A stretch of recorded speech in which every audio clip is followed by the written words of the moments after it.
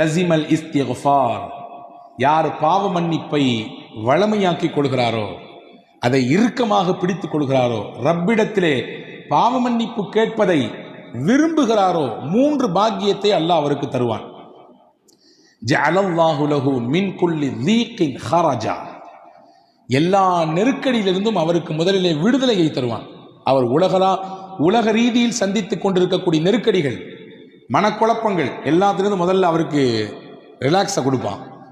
அடுத்து சொன்னாங்க ஸல்லல்லாஹு அலைஹி வஸல்லம், ஒமின் குல்லி ஹம்மின் ஹரஜா, அவர் மனதை போட்டு அழுத்தி கொண்டிருக்கக்கூடிய மன பாரத்தை எல்லாம் பாவ மன்னிப்பை கொண்டு அல்லாஹ் நீக்குவான், மனதிற்கு அமைதியை தருவான். வரஸகஹு மின் ஹைது லா யஹ்தசிப், அவர் நாடாத புறத்திலிருந்து அவருக்கு ரிஸ்கை கொண்டு வந்து கொட்டுவான். இந்த 3ம் யாருக்கு அல்லாஹ் தருவான் என்றால், யார் அல்லாஹ்விடத்திலே கையேந்தி பாவ மன்னிப்பு கேட்கிறார்களோ அவர்களுக்கு தருவான். நம்மிலே சிலர் நினைத்து கொண்டிருக்கிறோம், நாம் தான் நிறைய நன்மை செய்கிறோமே, நிறைய தொழுகிறோமே, நிறைய நோன்பு வைக்கிறோமே, நாம் ஜமாத்தையே விடுவதில்லையே, நாம் நீல அங்கி போட்டிருக்கிறோமே, நீல தாடிகள் வைத்திருக்கிறோமே, இது போதும், நாம் ஜெயித்து விடலாம் என்று. இல்லை பெருமக்களே, நாம் செய்யக்கூடிய நன்மை மட்டும் நம்மை ஈடேற்றம் அடைய செய்யாது, ரப்பிடத்தில் மன்னிப்பு கேட்காத வரை. ஆயிஷா ரலியல்லாஹு தஆலா அன்ஹா நபிகள் பெருமானா ஸல்லல்லாஹு அலைஹி வஸல்லம் இடத்திலே வந்து சொல்கிறார்கள், யா ரசூலல்லாஹ், அறியாமை காலத்திலே, மடமை காலத்திலே அப்துல்லாஹ் இப்னு ஜுத்ஆன் என்று ஒருவர் இருந்தார். அவர் ஒரு பெரிய கொடை வல்லல், அவர் செய்யாத நன்மையே கிடையாது. என்னென்னவெல்லாம் நன்மை செய்வார், ஹஜ்ரத் ஆயிஷாமா பட்டியல் போடுறாங்க. அவர் யக்ரிஉல் லைஃப், விருந்தினர்களுக்கு உணவு சமைத்து போட்டுக்கொண்டே இருப்பார். முஸ்லிம் ஷரீஃபிலே ஹதீஸ் வந்திருக்கிறது, நாம் ஆக்குவதை போன்றெல்லாம் விருந்து ஆக்க மாட்டார் அவர். நம் வீட்டில் இருக்கக்கூடிய டபராவை போன்ற அண்டாக்களை போன்றெல்லாம் அவர் வீட்டு அண்டா இருக்காது. நீங்கள் புரிந்து கொள்ளுங்கள், அவர் எவ்வளவு பெரிய உணவாளி கொடையாளி என்பதை இதை வைத்து புரிந்து கொள்ளலாம். அவர் வீட்டிலே ஒரு சட்டி இருக்கும், டேக்ஸா. அந்த சட்டிக்கு ஏற வேண்டும் என்றால் ஒரு ஏணி வேண்டும்,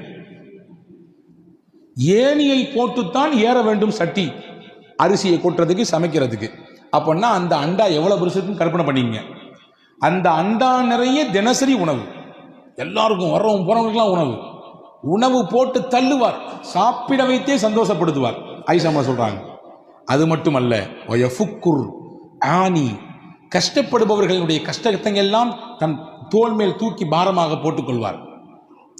வயசிலுர் ரஹிம, சொந்தங்களை எல்லாம் அரவணைத்துக் கொள்வார். வயுஹ்சினுல் ஜிவார, தனக்கு சுத்தி இருக்கக்கூடிய நபர்களை எல்லாம் அன்பால் அரவணைப்பால் சந்தோஷப்படுத்துவார். இப்படி நிறைய நன்மை அவர் செய்தார். நானே அவருடைய நன்மையை பார்த்து புகழ்ந்திருக்கிறேன் அப்படின்னு சொல்லிட்டு ஆயிஷாமா கேட்டாங்க, யா ரசூலல்லாஹ், ஃபஹல் யன்ஃபஉஹு ذلك, இவர் நன்மையின் பல வாசல்களை அடைந்து செய்திருக்கிறார், இவர் செய்த நன்மையெல்லாம் அவருக்கு பலனளிக்குமா? அறியாமையில் காலத்தில் செய்த நன்மைகள் இதுவெல்லாம் அவருக்கு பலனை கொடுக்குமா என்று கேட்டார்கள். ரசூலுல்லாஹ் சொன்னாங்க, லா, கொடுக்காதுன்றாங்க, எந்த புண்ணியமும் இல்லை, அவர் செய்த நன்மை எந்த பலனையும் தராது என்று சொல்லிவிட்டு காரணம் சொன்னார்கள். ஏன் அவர் செய்த நன்மை அவருக்கு நன்மையை அவருக்கு பலனை கொடுக்காது என்றால், லம் யகுல் யௌமன் கத்து வஃபி ரிவாயா மர்ரத்தன் கத்து, ஒரு நாள் கூட இல்லை, ஒரு தடவை கூட அவர் இறை இடத்திலே அல்லாஹும்ம ஃபிர் லஹ், இறைவா என்னை மன்னித்து விடு என்று கேட்டதே கிடையாது. ஒரு நாள் கூட, ஒரு தடவை கூட என்னை மன்னித்து விடு என்று கேட்டதே இல்லை. மன்னிப்பு கேட்காததினாலே அவர் செய்த நன்மை எவ்வளவு பெரிதாக இருந்தாலும் சரிதான், எந்த புண்ணியமும் இல்லை. சம்பட்டியை கொண்டு அடித்ததை போன்று இருக்கிறது நமக்கெல்லாம். நாம் நினைத்துக் கொண்டிருக்கிறோம் நன்மைகள் போதும், நாம் செய்யக்கூடிய பிரம்மாண்டமான நன்மைகள் இது போதும், நம்மை காப்பாற்றிவிடும். போதாது, ரசூலுல்லாஹ் சொல்றாங்க, போதாது. உங்களை அறியாமலேயே உங்கள் காலத்திலே ஏதாவது தவறுகள் பாவங்கள் நிகழ்ந்திருக்கும். நீங்கள் கடந்த காலத்தை நினைத்து உங்கள் ரப்பிடத்திலே இறைவா மன்னிப்பை கொடு, தௌபாவை கொடு என்று கேட்கவில்லை என்றால் நாம் செய்த நல்ல அமல்களால் எந்த புண்ணியமும் இல்லை என்பதை இந்த ஹதீஸ் நமக்கு எடுத்து எம்புகிறது. எனவே அன்பு பெருமக்களே, மன்னிப்பு கேட்பதற்கான நாட்கள் இது, அல்லாஹ்விடத்திலே கண்ணீர் விடுவதற்கான நாட்கள் இது. அல்லாஹ்வின் சன்னிதானத்திலே நம்முடைய குற்றங்களை குறைகளை எடுத்து காட்டக்கூடிய நாட்கள் இது. வேறு யார்ட்டையும் சொல்ல முடியாது, சொல்லவும் கூடாது. செய்த பாவத்தை சொல்லி பெருமைப்படக்கூடாது. பெருமைப்பட முடியுமா? நான் செய்த பாவத்தை உங்களிடத்திலே சொன்னால் காரி துப்புகிற சூழல் எல்லாம் ஏற்படும் இல்லையா? யாரிடத்திலும் சொல்ல முடியாது. ஆனால் படைத்தவனிடத்திலே நான் சொல்லலாம். என்னை படைத்தவனிடத்திலே நான் என் குற்றங்களை சொல்லலாம். நான் பட்டியலிடலாம், இதெல்லாம் செய்தேன் இறைவா, எனக்கும் உனக்கும் மட்டும்தான் தெரியும். அந்த ராத்திரி, அந்த பகல், அந்த நாட்கள், என் வாலிப நாட்கள், என்னுடைய நல்ல சுகபோகமாக இருந்த நாட்கள், நான் ஓஹோ என்று வாழ்ந்த நாட்கள், அப்பெல்லாம் நடந்த பாவங்கள் இது இது என்று பட்டியலிட்டு அல்லாஹ்விடத்திலே மன்னிப்பு கேட்கக்கூடிய நாட்கள். இதை தவறவிட்டால், இந்த மன்னிப்பை நாம் இந்த ரமலானில் பெறவில்லை என்றால், என்னை விட நம்மை விட நஷ்டத்திற்குரியவர் உலகத்தில் யாரும் இல்லை. வியாபாரத்திலும் தொழிலும் நஷ்டம் அடைவது நஷ்டம் அல்ல, அது நஷ்டம் அல்ல. உலகத்தில் நஷ்டம் அடைவதுதான் நஷ்டம். ரமலானை அடைந்து இதிலே மன்னிப்பை பெறவில்லை என்றால் அதுதான் நஷ்டம். அந்த நஷ்டத்தை நாம் பெற்றுவிடக் கூடாது என்று பெருமானா ஸல்லல்லாஹு அலைஹி வஸல்லம் எச்சரிக்கிறார்கள். எனவேதான் நபிகள் சொன்னார்கள், இன்னி அஸ்தக்ஃபிருல்லாஹ், ஒவ்வொரு நாளும் நான் இஸ்திக்பார் செய்கிறேன். ரசூலுல்லாஹ் சொல்கிறார்கள், நான் ரப்பிடத்திலே பாவ மன்னிப்பு தருகிறேன். 70 தடவை அல்லாஹ்விடத்திலே அஸ்தக்ஃபிருல்லாஹ் அஸ்தக்ஃபிருல்லாஹ் அஸ்தக்ஃபிருல்லாஹ், இறைவா உன்னிடத்திலே பாவ மன்னிப்பு தருகிறேன், என்னை மன்னி என்னை மன்னி என்று நான் கேட்கிறேன் என்றார்கள் பெருமானார். நபிகள் கேட்க வேண்டிய அவசியம் என்ன? யக்ஃபிரு லக்கல்லாஹு மா தகத்தம மின் தம்பிக வ மா தஅக்கர், குர்ஆனின் வார்த்தை இது. உங்கள் முன்பின் பாவம் எல்லாம் மன்னிக்கப்பட்டவர்கள் நீங்கள், பாவமே இல்லாத பரிசுத்தவான் நீங்கள். அந்த பூமான் நபி ஸல்லல்லாஹு அலைஹி வஸல்லம் அவர்கள் ஒவ்வொரு நாளும் பாவ மன்னிப்பு கேட்டார்கள் என்றால், நாமெல்லாம் எம்மாத்திரம், நம் வாழ்க்கையே பாவத்தில் தான் உலர்ந்து கொண்டிருக்கிறது. அபூ ஹுரைரா ரலியல்லாஹு அன்ஹு சஹாபாக்கள் முதன்மையான சஹாபி, ஹதீதை அறிவித்ததிலே எக்கச்சக்கமான நபிமொழிகளை அறிவித்திருக்கிறார்கள். இன்னைக்கு நமக்கு கிடைக்கக்கூடிய ஹதீதுகளிலே பெரும்பாலும் கிடைத்தது அந்த வழித்தொடரிலே கடைசியில் நபிக்கு முன்னால் இருப்பது செய்தனா அபூ ஹுரைரா ரலியல்லாஹு அன்ஹு. அவங்க வரலாற்று எழுதுறாங்க, ஒரு நாளைக்கு 12,000 தடவை இஸ்திக்பார் செய்வாங்க. எத்தனைங்க? 12 இல்லை, 12,000 தடவை.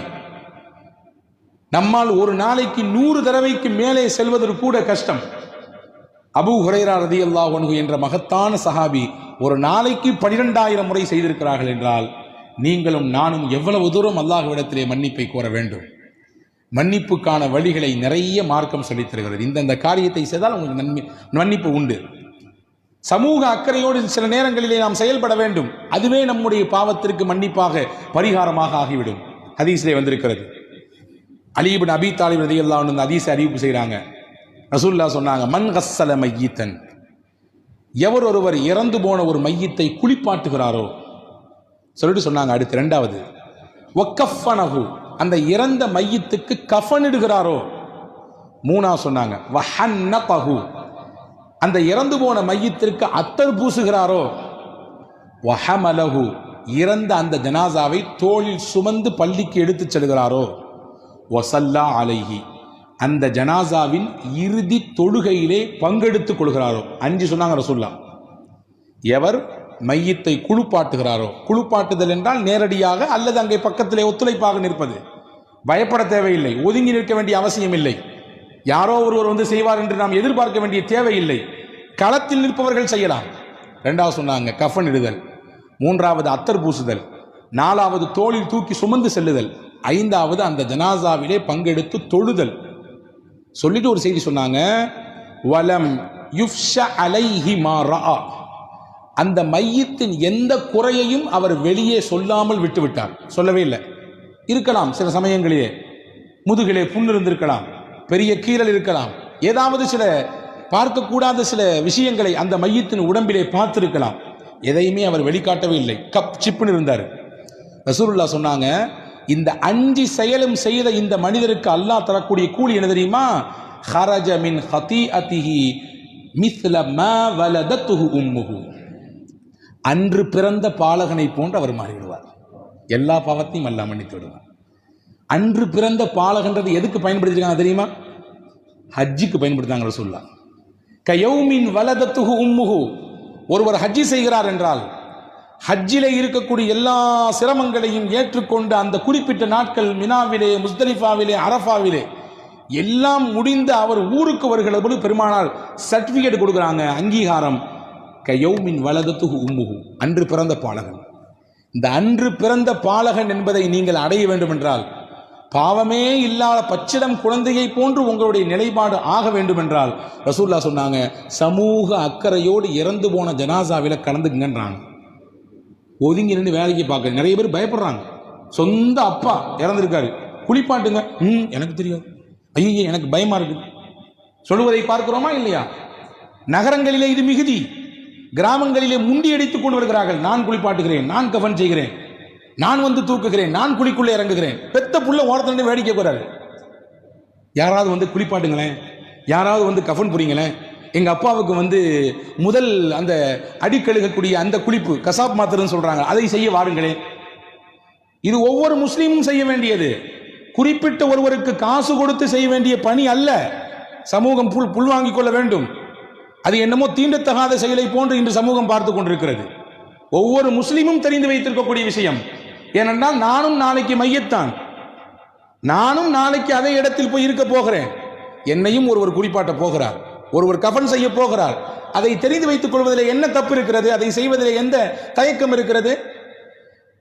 எனவே அன்பு பெருமக்களே, அதை செய்தால் உங்களுக்கு எவ்வளவு பெரிய கூலி கிடைக்கும் என்றால் பெருமானார் சொல்கிறார்கள், அன்று பிறந்த பாலகனாக அல்லாஹ் உங்களை மாற்றி விடுவான். இது ஒரு விஷயம். சமூக பார்வையோடு இருங்கள். இரண்டாவது, இபாதத்தில் கவனம் எடுங்க. ரசூலுல்லாஹ் சொன்னாங்க 3 விஷயம். ஜும்மா தொழுகைக்கு பள்ளிவாசலுக்கு ஒருவர் நடந்து வந்தார். ரசூலுல்லாஹ் சொல்றாங்க, ஜும்மா தொழுகைக்கு முடிந்த அளவுக்கு நடந்து வருகிறார்.